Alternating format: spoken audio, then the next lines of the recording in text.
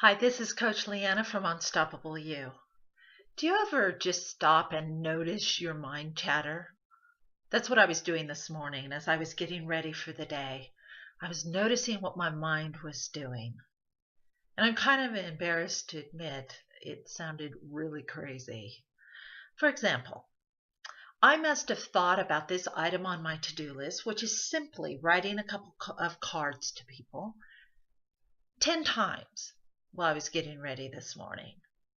It sounded something like this. Oh, don't forget to sign those cards. Oh, don't forget to write those cards. Oh, you've got to write those cards and get them sent off today. Oh, don't forget to write those cards. Now, I can hear you kindly saying, well, Leanna, you might be worried that you're going to forget to do those cards and it's important for you to get them out. And that explanation might make sense if I hadn't already written this down on a to-do list last night. So I wasn't going to forget it. It was just the craziness of my mind. Have you ever noticed that as you're working on one thing, you're always thinking about the next thing? Or if you're like me, you're thinking about the next 3 or 4 things that you have to do. Or I'm walking through my office and I'm seeing all these things that I need to do. Oh, I need to pay this bill. Oh, I need to file this. I need to look up. I wanted to pull that book out and look for that one quote that I was interested in. All this craziness that keeps us from being in the moment and really focusing on what we're doing right now. And the real downside to this is at the end of the day, it leaves us feeling like we haven't done enough because we've already been thinking 4 other things that we didn't get to. We haven't done enough. We don't give ourselves credit for what we have done because we're always thinking about something else during it. And we're left feeling anxious and frazzled. Zig Ziglar has a quote that he always says, you're always traveling.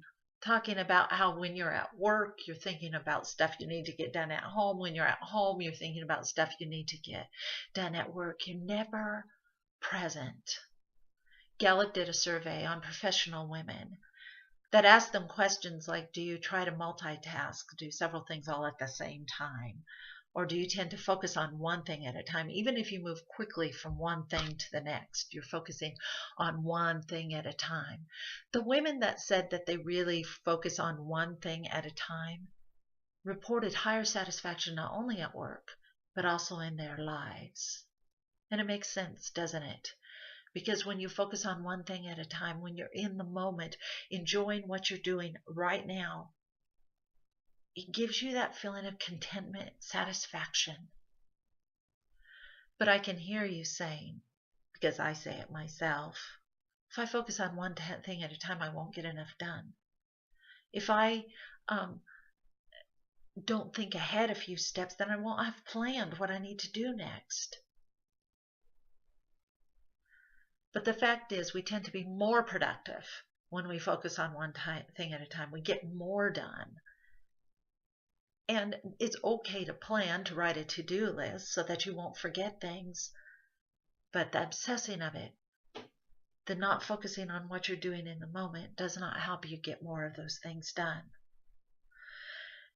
So join with me today to do a little bit of a tapping on the anxiety that comes up, on that feeling of running. I mean, that's what it feels like to me, like running to keep up, to try to get enough done in the day. Let's do a tapping on that so that it allows us to lower that anxiety and become more present in the moment. That's what I love about tapping, is it can really lower the anxiety in the brain, and pretty quickly, because we got stuff to do, right? Okay, so as usual, make sure and take care of your own mental health and be responsible for it. If the emotions get too high, pause this and just keep tapping until you feel better and can join back in. Karate chop. Even though I feel this anxiousness in my body, it's in my chest, it's in my stomach, it feels tight. I love and accept myself anyway.